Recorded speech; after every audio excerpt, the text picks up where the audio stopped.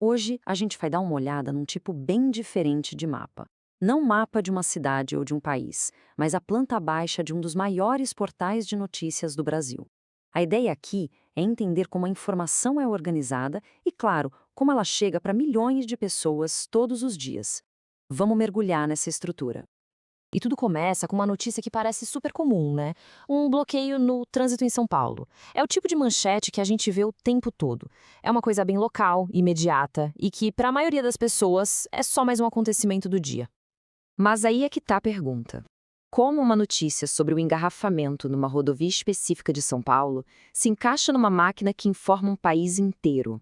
Como essa pecinha se conecta a um quebra-cabeça gigantesco? É isso que a gente vai descobrir. E a nossa chave para essa investigação é uma ferramenta chamada Sitemap. Pensa nele como se fosse a planta baixa escondida de um site. Ele lista todas as páginas e revela não só a estrutura, mas também quais são as prioridades e a escala real da operação. É o nosso mapa do tesouro. Então, vamos voltar lá para o nosso ponto de partida. Aquele único congestionamento. Ele vai servir como nosso portão de entrada para esse universo digital imenso. E aqui já vem a primeira grande sacada. Aquela notícia do Rodoanel não é uma coisa solta, isolada.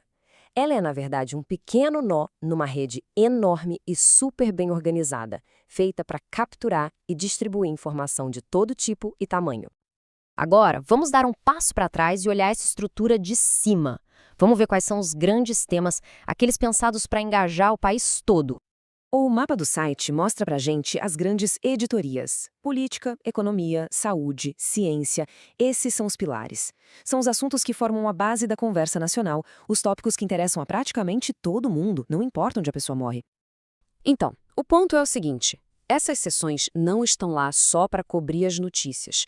Elas ajudam a definir a pauta do Brasil. O destaque que elas têm na estrutura do site mostra o que é considerado importante para o debate público em larga escala. Ok, saímos do nível nacional e agora vamos mergulhar no regional. E é aqui que a organização da estrutura se mostra de um jeito impressionante, com a cobertura local super detalhada. Vamos começar pelo Sudeste, que é a região mais populosa do Brasil. O mapa começa a se abrir em vários galhos, mostrando uma organização minuciosa para essa área. E olha só, dentro do Sudeste, cada estado tem a sua própria área. Espírito Santo, Minas, Rio, São Paulo, cada um é um pequeno universo de notícias. Isso já mostra um padrão que a gente vai ver se repetir. Agora, para o contraste, vamos lá para o outro extremo do país, a gigantesca região norte. A lógica é exatamente a mesma, mesmo que a realidade de lá seja completamente diferente. E se liga nisso, Acre, Amapá, Amazonas, todos os 7 estados estão ali mapeados. Isso deixa claro o tamanho do escopo. Não importa a população ou o tamanho do estado, cada um tem seu espaço garantido nesse mapa. E essa tabela aqui, nossa, ela ilustra a estratégia de um jeito genial. Compara só São Paulo com Acre. Os nomes dos jornais mudam, claro. Bom Dia SP vira Bom Dia Amazônia, SP1 vira Jaque, primeira edição, mas o modelo, a estrutura é a mesma. É um template, um padrão de cobertura local que é replicado e adaptado para cada cantinho do país. É uma máquina de criar identidade local dentro de uma estrutura gigante. A nossa análise ficaria incompleta se a gente achasse que isso tudo é só sobre texto na internet. O mapa revela que a operação se estende por todos os tipos de mídia. Fica muito, mas muito claro que isso aqui não é só um portal de notícias.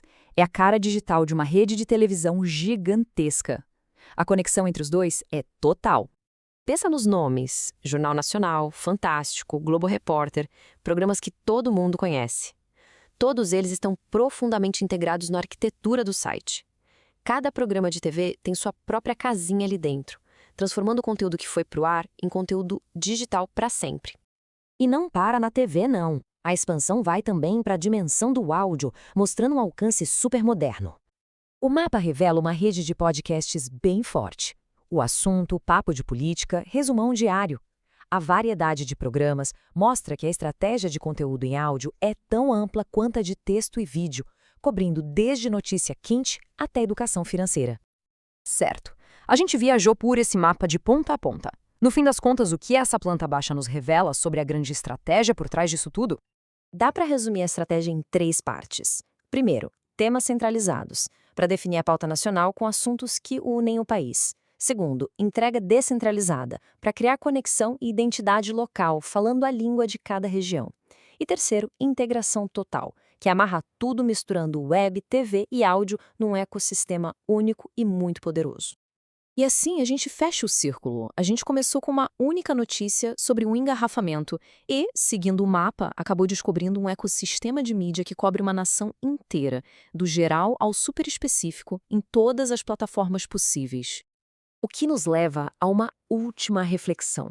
Se este é o mapa que guia nossa informação, que define o que a gente vê e como a gente vê, a grande pergunta que fica é: quem tem o poder de desenhar esses mapas?